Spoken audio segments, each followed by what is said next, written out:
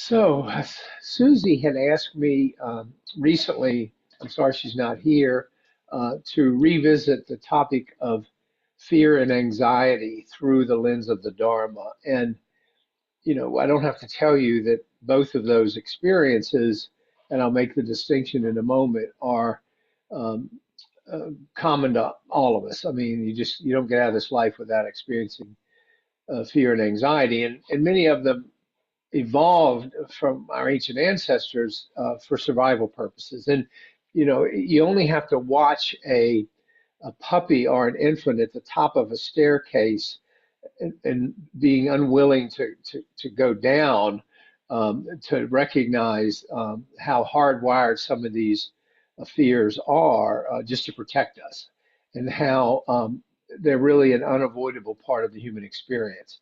But as we'll talk about in a few minutes, because of our capacity for language and imagination, we can create very unrealistic fears. We don't just deal with the realistic ones. And technically speaking, we make the distinction between fear, which is happening right here in the moment, there's a truck barreling down on me, and it's very immediate. And anxiety tends to be more future focused. Anxiety is usually characterized by the what ifs. What if this? What if that?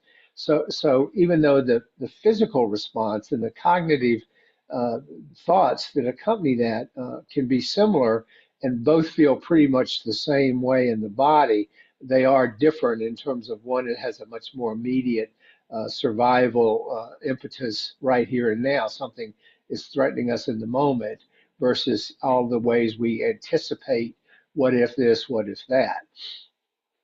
And we all experience them very differently. It really depends on the stories we tell ourselves about that physical response, the physiological response of, where the stress hormones of adrenaline and cortisol and the sweaty palms and the shallow breathing and all the things that accompany this flight, fight, or freeze response. The problem when we start to get caught up in what we call irrational or unskillful fears is that it really shrinks our world. We sort of retreat into ourselves. We become very risk averse. We don't want to go out and try things. We're very cautious. We're perhaps overly cautious, and we tend to focus primarily and dwell on these fears or these what if anxieties. And one of the unfortunate side effects of that is it can really strain our connections with others. It's very hard to be fully present when we're preoccupied with a fear in the moment or the what ifs anxieties of the future, because we can just dwell on them, ruminate about them, spend tremendous amount of time focusing on them. I'm one of those people that has never been a fan of heights. Some years ago, pre 9/11, we were in New York. We were at the top of the World Trade Center, and I swear the building was swaying. I don't know if it was. I felt like it was. So I'm not a fan of those kind of heights. It's one of my most central fears, and many of us have such fears. Some are rational, as I said. Some are not, meaning there's no real threat involved. We imagine a threat. And often when I say to someone, I have this fear of heights, a lot of people raise their hand. Me too. I don't like to be, looking down over a cliff. When we were at the Grand Canyon a few years ago, I didn't want to get too close to the edge. So, but because of our capacity for imagination and language, we experience these frequently, often, and we generate them frequently and often. And this is where our practice can really help. Because we have a thinking brain, unlike lesser species, we experience anxiety in ways that creatures without a cerebral cortex do not. My dogs, for instance, get very anxious when there's a thunderstorm, but as soon as it passes, they're fine. They're not thinking, presumably, they don't have the capacity to think, oh, what if there's another thunderstorm? They're fine until there is another thunderstorm, and then, of course, they react. So they're usually pretty relaxed and pretty calm until there's something immediately that's scaring them. They don't sit around anticipating the next storm or the next fireworks display or whatever. But our capacity for imagination and our capacity for language can generate countless fears, countless numbers of fears. And and this, as I said at the outset, is part of our evolutionary heritage. A certain amount of fear and anxiety is necessary in life because it protects us from danger, it protects us from threats, it protects us from stepping out in front of traffic. But the threats 200,000 years ago on the savannas of Africa were very different than what we have to contend with today. And I would argue, probably it was a much more dangerous environment in terms of threats of predators, threats of other people wanting to do harm, threats of starvation, lack of shelter, all kinds of things. But when human beings stood upright and gained this capacity through thousands, if not millions of years for thinking in language, we begin to make up stories. We begin to create religions. We begin to offer sacrifices. We develop superstitions. We worship deities, all in a futile attempt to explain the unexplainable and control the future in an effort to quell our anxieties. So if I go through this ritual, this is where rituals develop. This will protect me from whatever I fear is going to happen to me. Uh, and probably the ultimate fear that hangs out there, even though we often don't articulate it, is the fear of our own mortality, which I'm going to address in a couple of weeks. We're going to talk about that a little more deeply. But these, all human beings in evolutionary history have lived with fear, have lived with anxiety.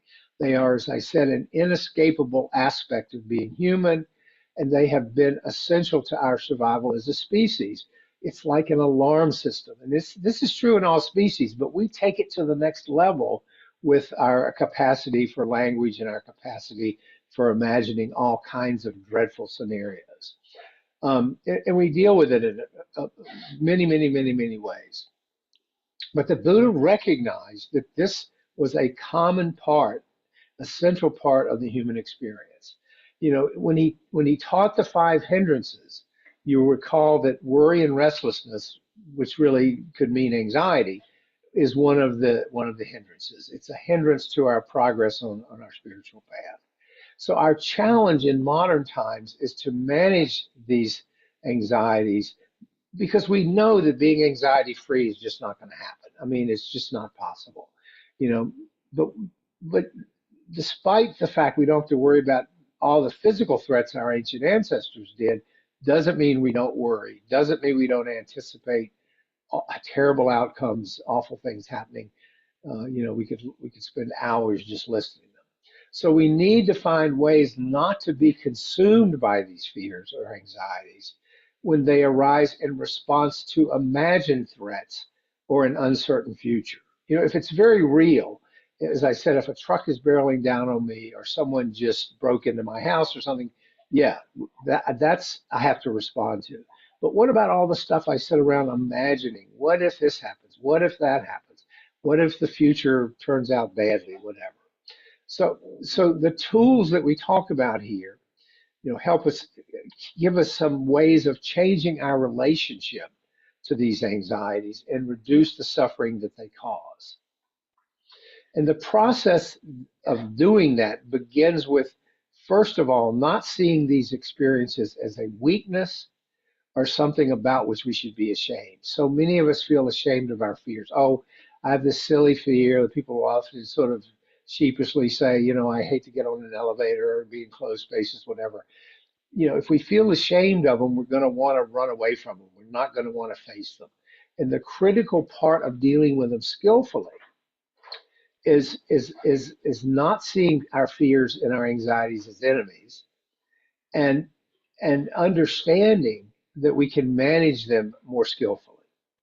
This part of the brain known as the amygdala is this built-in alarm system. It responds immediately to perceived danger, and it bypasses the cerebral cortex. The common theme is you're walking on a path, you see what looks like a snake, you withdraw, but then you realize it's a stick. Once your sort of higher thought processes kick in, you recognize it's a stick and not a snake. But for survival purposes, it's critical that we bypass the thought process and do what we need to do to get safe, then we can sort it out, think about it, reflect on it, and so forth. Um, that's just part of how our brains work. But try as we might, we cannot think ourselves out of our fears and anxieties. We can try to talk ourselves out of it, but because of the amygdala and that alarm system, which bypasses the thought process, it's not going to work. We have to reprogram, if you'll pardon that term, the amygdala by exposing ourselves or facing our anxieties so that we can see no real threat exists. And there's vast amounts of literature and studies in my field of psychology where exposure is the gold standard for facing irrational fears. We have to get people, and we do it we break it down, we do it in a graduated step-by-step way to expose people. It's why avoidance is such a powerful force in perpetuating our anxieties. The more we avoid them, the more they take over our lives. The amygdala never learns there is no real threat when we avoid, since we've not exposed ourselves to it and seen and sort of rewired the amygdala to say, it's okay. There's no real danger there. As I always said to folks that I would see with anxiety disorders, do not get in a wrestling match with your anxieties. You will lose. Learn to just face them. Graduated exposure corresponds to the Buddhist teachings on accepting all experience, pleasant, unpleasant, rather than avoiding it, the unpleasant. He understood that 2,600 years ago, that unless we're willing to accept and welcome all experience, even that which is unpleasant, we're always going to be a prisoner of our anxieties. Because, as I said a moment ago, in graduated exposure, we expose ourselves or others incrementally to that which we have avoided in the past. So if someone has a fear of pick something, heights, elevators, flying, leaving the house, you create a situation where gradually you expose yourself to that which you're afraid of. And very often the thing we're afraid of is it's the fear itself. Remember Winston Churchill said, we have nothing to fear but fear itself. People are terrified of triggering a panic response, a panic attack, so their world shrinks. They withdraw from that. But the path to facing our anxieties, we break it down into small, manageable increments. This is the acceptance part from Buddhism, so that we're not overwhelmed with anxiety or panic. The incremental steps can be done sometimes just using imagination before moving into actual life situations. We have all kinds of little tricks we can do in terms of helping folks overcome irrational fears. Now, that does nothing for legitimate, real danger situations. But anxiety and its close cousins, I probably don't have to tell you, comes in many forms. Worry, impending doom, physical anxiety. I just feel tense, I feel nervous, panic, anxious anticipation, and a whole range of physical symptoms. All of these manifestations have arousal of the central nervous system in common, the sympathetic branch of the nervous system. Fight, flight, and now we recognize freeze, where we just get paralyzed. Feeling anxiety and fear is something we've all experienced. It is part of being human. None of us are free of fear of anxiety, but we all have different relationships with it, ranging from, kind of casual acceptance to being totally panicked. We become anxious about becoming ill, about losing a loved one, about dying, about financial ruin, about a host of other concerns. The environment, the world. Our capacity for imagination provides endless opportunities for anxiety. I don't need to tell you. Because what we are doing is responding to the frailty, the uncertainty, and the temporary nature of existence, the impermanent nature of existence. We don't like it. We don't like to acknowledge it. We don't like to face it. We project into the future, and we respond to our inability to predict or control the future. And the nature of impermanence that the Buddha taught underlies all such anxieties. So to change our relationship with anxiety, we first have to give up the fantasy that we will ever be 100% safe. It's just not going to happen. or that we can control future events, which, yes, I can control what I have for lunch, but there's a lot that's going to happen that I have no control over. The Buddha taught that all things constantly change and eventually disappear, even that which is most precious to us. Loss, large and small, constantly happens despite our anxiety or our resistance to it. And this knowledge motivates us, or can motivate it as we let us, to plan and take sensible precautions about future risks, but at the same time giving up on efforts to control or predict the future, or holding on to the belief that we can avoid all future danger and loss. When we grasp onto that belief, we get blindsided by future danger or loss. So we can either habitually view the world through the lens of our anxieties, so that we live an anxiety-based life. There's very little mental rest when this is true, because life rarely feels safe. We continually mistrust our judgment. We question the reliability of others. We worry about the future constantly. We second guess ourselves. We often seek assurance from others, seek opinions from others. People are drawn to others that tell them they have the answers. This is black and white. This is, if you do this, follow my teachings, you'll be okay. But when our existence is anxiety based, our pattern is to move from one obsession or worry to another. We just hopscotch with all these worries. We're rarely able to be present in the moment because we're always anticipating the next crisis. Our only solution lies in changing our relationship with our anxieties by facing up to them, accepting impermanence, accepting uncertainty, accepting we can't control the future, which is why facing our anxieties and embracing impermanence is so important in terms of skillfully managing the anxieties of this human life.